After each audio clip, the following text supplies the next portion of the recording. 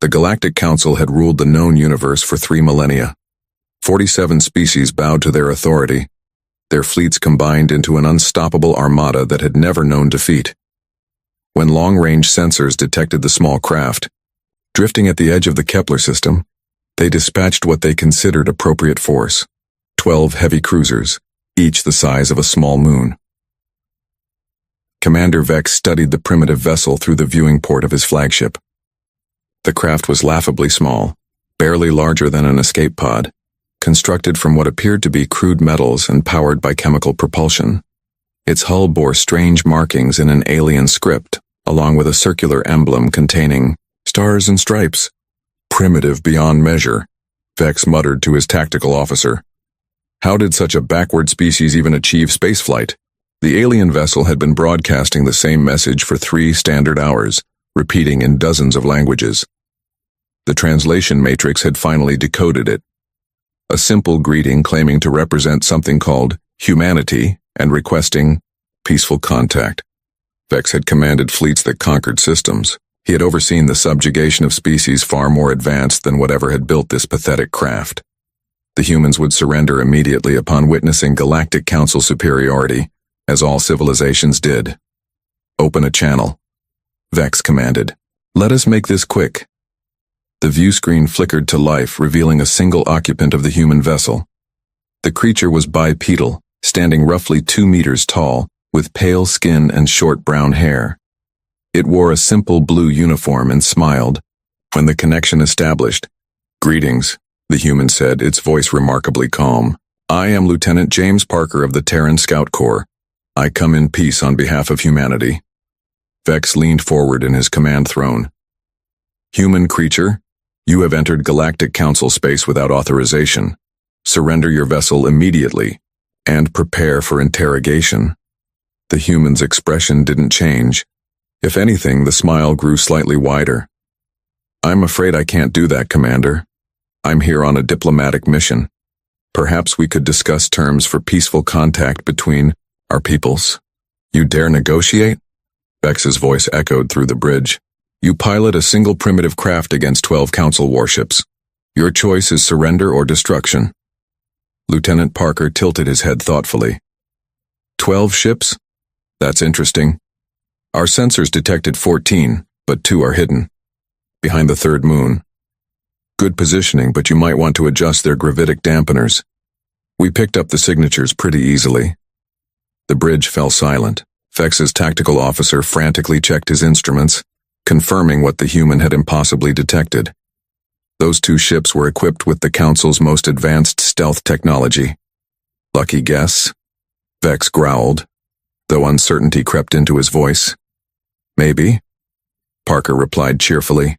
"Tell me, Commander, what's your standard fleet doctrine for first contact with unknown species?" "I'm guessing overwhelming force to establish dominance, followed by demands for immediate surrender." "How did you—" "It's what we'd do too, honestly. Well, what we used to do anyway, before we learned better." Parker consulted something off-screen. "The thing is, Commander, I'm just a scout. My job is to observe and report back. The folks who sent me have been watching your expansion for quite some time now." Vex felt his confidence wavering. The human spoke with a casual certainty that suggested knowledge far beyond what should have been possible. "Watching us? Your species has barely achieved interstellar flight." "Have we, though?" Parker's smile never faltered. "Commander, how many star systems has the Council conquered in the past standard year?" 43, Vex answered automatically, then immediately regretted providing the information. "And how many have you lost?" "Lost? The Council has never lost territory to 17 systems along your outer rim have gone dark in the past 6 months. Parker interrupted gently. "No distress signals, no battles, no wreckage, just empty. Your advanced scouts stop reporting back, your garrison fleets disappear without a trace. You've been attributing it to equipment failures and navigation errors." The bridge crew exchanged nervous glances. This information was classified at the highest levels. No primitive species should possess such detailed intelligence about Council operations. "You're suggesting humans are responsible for—" "Oh no," Parker laughed, the sound genuinely amused. We're not responsible for anything. We just watch, we learn, we take notes. He paused, his expression growing more serious. But there are others who've grown tired of the Council's expansion. Others who've been waiting for the right moment to push back. Vex's hands trembled as he gripped his command chair. What are you saying? I'm saying you might want to consider retreat, Commander. You see, when I launched from Earth 3 weeks ago, my mission parameters were simple.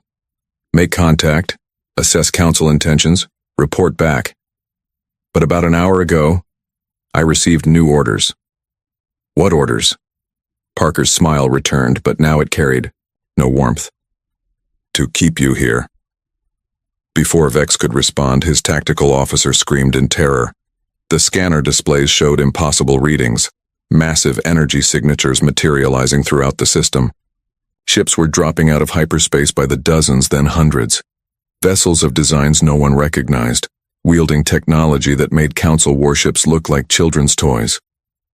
My God, the tactical officer whispered.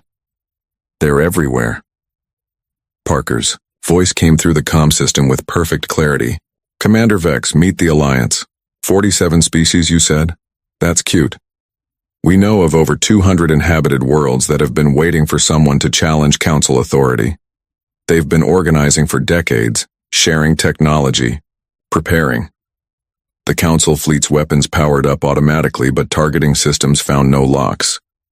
The Alliance ships moved with impossible precision, their hulls shimmering with energy fields that deflected all scans. And me? Parker continued conversationally. I'm just a scout. Earth's contribution to this little gathering is primarily intelligence and coordination. We're good at watching, learning, adapting. But our new friends? They've been planning this for a very long time. Vex stared at the tactical display as more ships continued to arrive. Council doctrine had no provisions for this scenario. They had always been the overwhelming force, never the ones facing impossible odds. What do you want? Vex managed to ask. Simple, Parker replied. Turn around. Go home. Tell the Council that their expansion ends here. Tell them that the galaxy is bigger than they imagined, and not everyone appreciates their management style.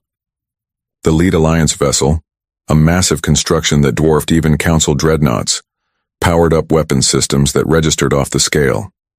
Dozens of others followed suit, creating a wall of destructive potential that could annihilate the Council fleet in seconds. Vex had commanded fleets that conquered systems. He had overseen the subjugation of dozens of species. But he had never faced anything like this. The Council's greatest strength had always been their reputation for overwhelming force. Now they were the ones being overwhelmed. Retreat, he ordered, quietly. Sir? His tactical officer questioned. Full retreat. Maximum speed. As the Council fleet turned and fled toward the hyperspace jump point, Parker's voice followed them one last time. Safe travels, Commander. And remember, you just met a scout unit. The real fleet is still at home having dinner. The last thing Vex's sensors recorded before jumping to hyperspace was the human's small craft, still broadcasting its peaceful greeting to the empty space where 12 Council warships had once held absolute authority over the galaxy. The Galactic Council had ruled for 3 millennia. Today they learned they were no longer alone at the top.